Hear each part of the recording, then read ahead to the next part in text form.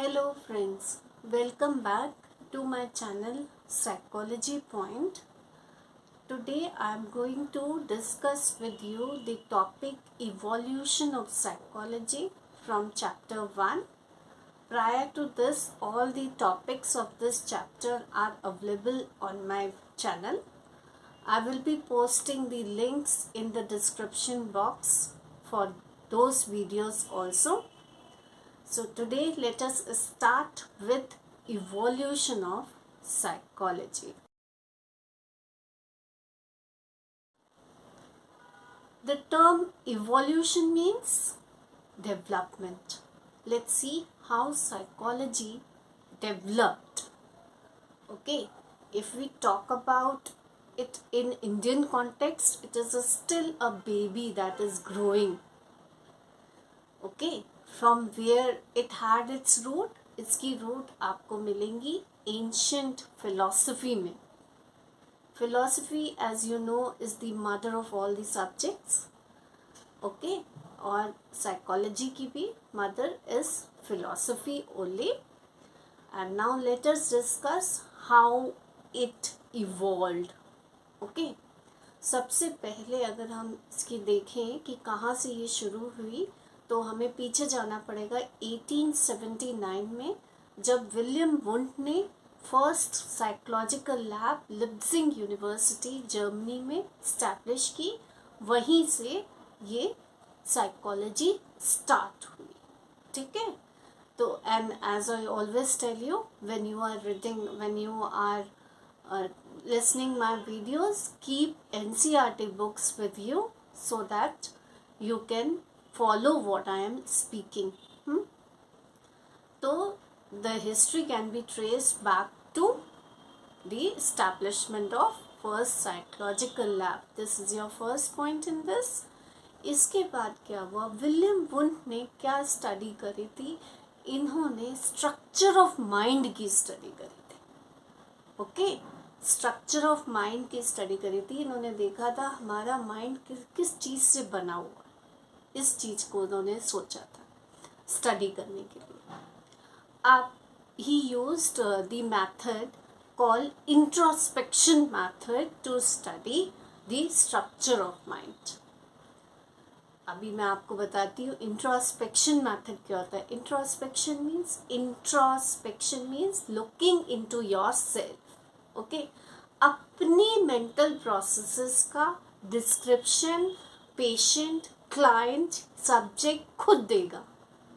ठीक, अब इसमें प्रॉब्लम वही आ गई कि हम उस चीज़ को ऑब्जर्व नहीं कर सकते. So introspection was not a scientific method, hence it did not gains that much importance by the other psychologist. हाँ, और इसी के और दूसरे साइकोलॉजिस्ट आए जिन्होंने अपनी व्यूज़ रखी और साइकोलॉजी और ग्रू करी.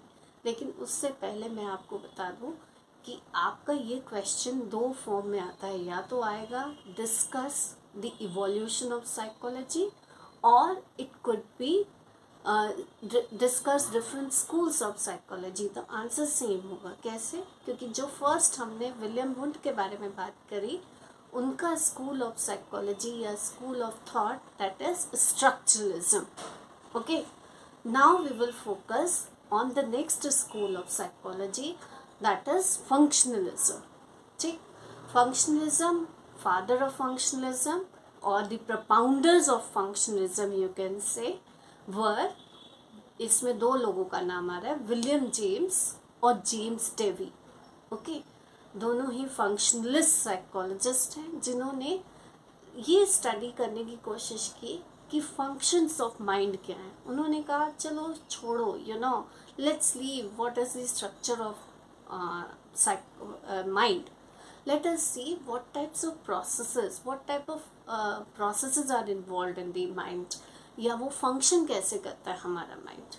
ओके, और John Dewey went a little further in this and he said कि human beings जो हैं वो function करते हैं effectively by adjusting with their environment. See, John Dewey used functionalism to argue that human beings seek to function effectively by adapting to their environment. Okay, इसके बाद early 20th century में एक third school आया psychology का, जो कि reaction था आपका स्ट्रक्चरलिज्म का. As a reaction to structuralism different schools emerged. One is Gestalism and the other is Behaviorism. Okay, अब पहले हम गेस्टालिस्ट सेकेंड स्कूल की बात कर रहे हैं, दैट इज गेस्टालिस्ट और गेस्टाल्ट साइकोलॉजी यू कैन से. सो गेस्टाल्ट साइकोलॉजी क्या बताती है कि हम चीज़ों को परसीव करते हैं एज अ होल. इमेजिन करिए यहाँ पे एक 3 सेगमेंट इस तरीके से ड्रॉ करें हैं. ओके, सो ये ट्रायंगल नहीं है, बट अगर हम आपसे पूछेंगे कि ये क्या है तो आपका जवाब आएगा कि ट्रायंगल है. ट्रायंगल कैसे हो सकता है बेटा? This is just the 3 segments which are joined together, isn't it? So it's not a triangle, but it is our human tendency to perceive it as a whole, that is not in its part but as a whole. This is only the core of Gestalt psychology. Later in this book only, in your class 11 syllabus only, you have more on Gestalt psychology, where you will be studying about the laws of perceptual organization, so on and so forth. Okay, अब इन्होंने next school इनके जो reaction में आया था structuralism के, that is called behaviourism. Behaviourism school was developed by Watson. Okay, father और propounder you can note down, that is Watson and Ivan Pavlov also. All the behaviorist psychologists, अभी आप start करोगे तो you will be studying when you will proceed with your book. आप learning theories पढ़ोगे, उसमें Ivan पावलव की classical conditioning and Skinner की operant conditioning, ये सारे बिहेवियरिस्ट साइकोलॉजिस्ट हैं. तो इन्होंने क्या किया, क्योंकि सब्जेक्ट मैटर बहुत कहीं पर हम ऑब्जर्व नहीं कुछ कर पा रहे थे, isn't it? All the schools which developed before this school, they were not able to observe anything. तो इन्होंने हमारा सब्जेक्ट मैटर ही साइकोलॉजी का पूरा चेंज कर दिया, माइंड सोल सब हटा दिया, और बिहेवियर को हमारा सब्जेक्ट मैटर बना दिया साइकोलॉजी का. ओके, क्योंकि दे सेड कि बिहेवियर एक ऐसी चीज़ है जो कि हम ऑब्जर्व कर सकते हैं. Okay, which can be verified and which can be observe.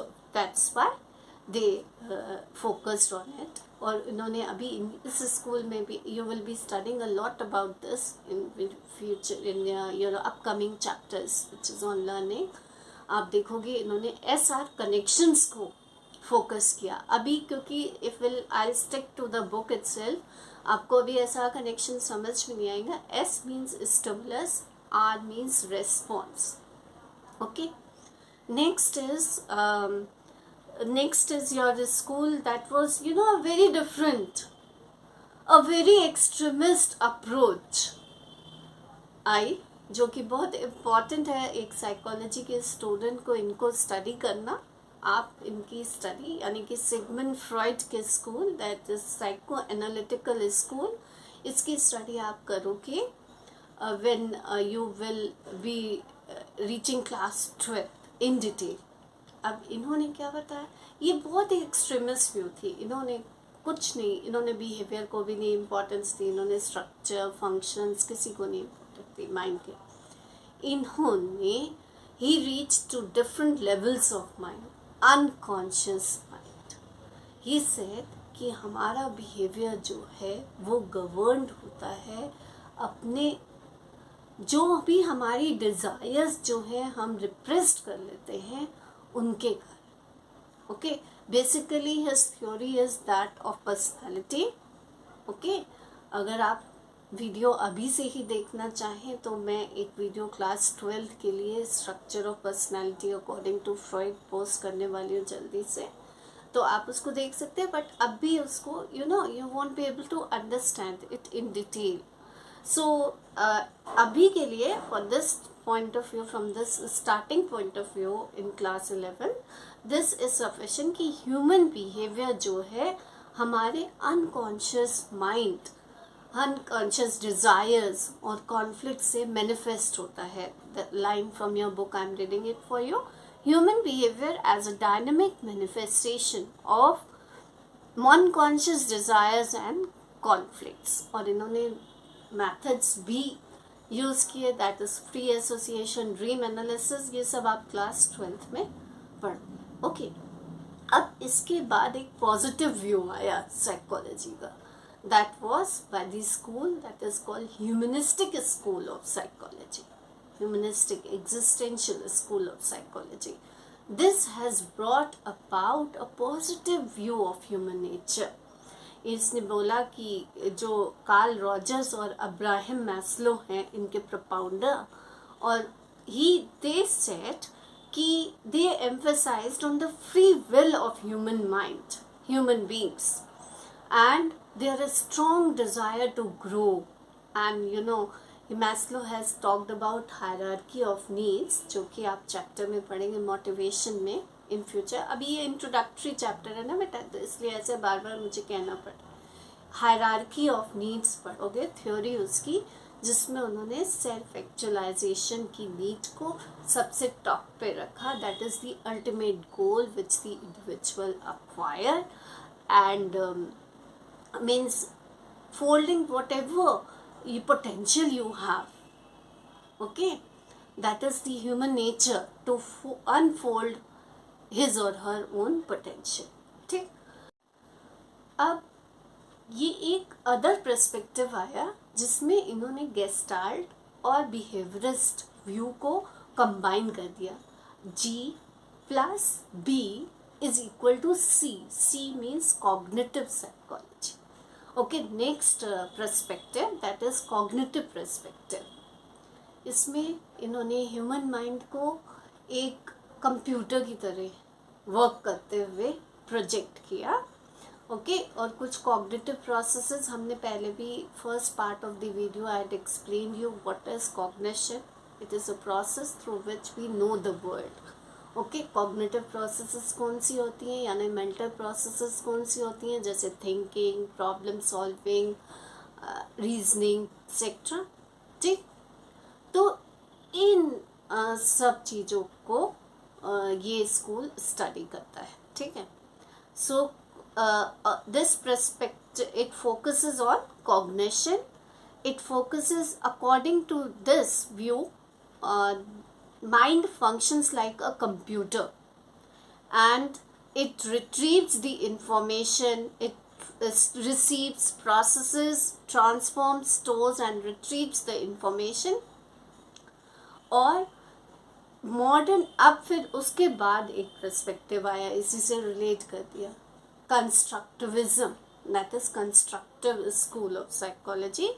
In this, the founder of constructivism is Jean Piaget and Vygotsky. Vygotsky is a Russian psychologist.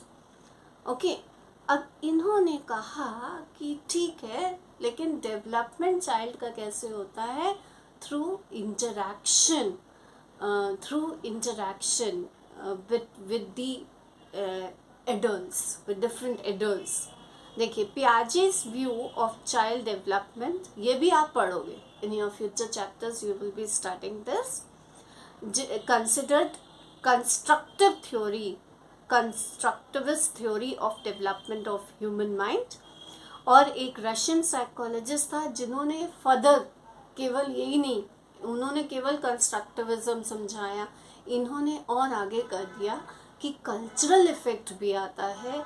एक चाइल्ड की डेवलपमेंट, चाइल्ड की पर्सनालिटी उसके parents के साथ, उसके significant others के साथ, उनके किस कल्चर में वो रह रहा है, उसके अकॉर्डिंग भी डेवलप होते हैं. Okay viewers, thanks a lot for watching. Keep sharing my videos with your friends so that they can also get benefit, and do like and subscribe my channel. Thank you very much.